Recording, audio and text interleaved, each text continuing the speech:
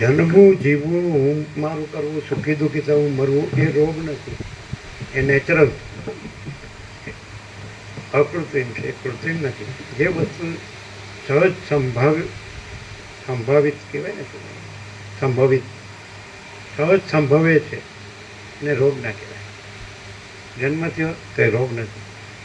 બાળક થયો, કિશોર થયો, તરુણ થયો, યુવાન થયો, પ્રૌઢ થયો અને વૃદ્ધ થયો અને દેહાંત થયો તો એ રોગ નથી. સ્ત્રી થયો કે પુરુષ થયો તો એ રોગ નથી.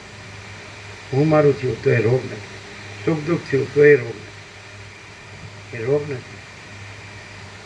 પણ આજે સહજ સંભવિત છે એમાં અસંભવિતનો ભ્રમ રાખવો એ રોગ.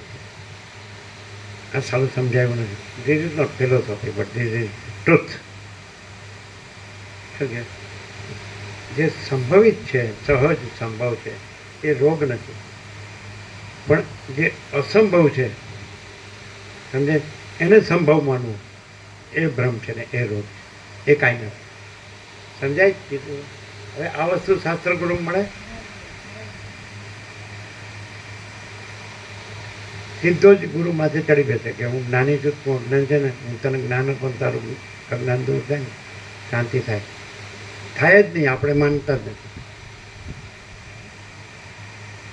જે સહજ છે તો એ ભ્રમ નથી, એ અજ્ઞાન નથી, એ દુઃખ નથી, એ અશાંતિ નથી.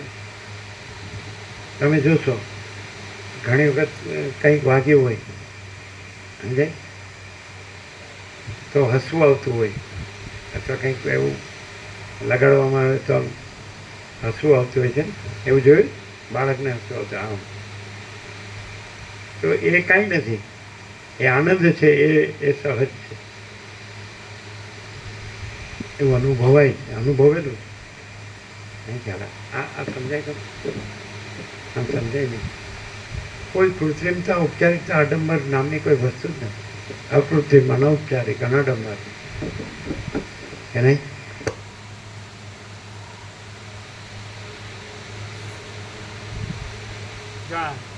રામકૃષ્ણના દ્રષ્ટાંતથી સમજાશે બરાબર. એવું મસ્ત બધા કે પુરુષ હોય એને એક પડકે સ્ત્રી સૂતી હોય અને એક પડકેની બાળકી સૂતી હોય, એવું કે છે ને. તો બંનેને વાલ કરે પણ જુદે જુદે રૂપે, મન એક જ છે.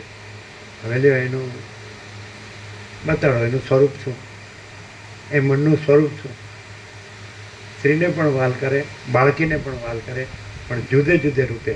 તો એક જ મન, એમાં આવું જુદું જુદું રૂપ, એને કેવી રીતે ઓળખવું, કેવી રીતે સમજવું,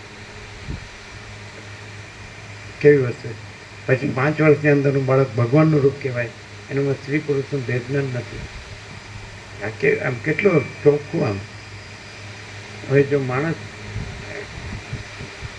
અજ્ઞાન કોને કહેવું? અજ્ઞાન તો છે જ નહીં, ભ્રમ છે જ નહીં. કોઈ ખોટું અટક ચાલુ કરે કે અપલખણ કરે, કાંઈ પણ જેને કહેવાય ને આડોળાઈ કરે, તો એ કોઈ વસ્તુ નથી. સમજે? આપણે કે ખાડો ખોદે જ પડે તો એ કોઈ વસ્તુ નથી. પોતે સમજો મેં ખોજો પડ્યો.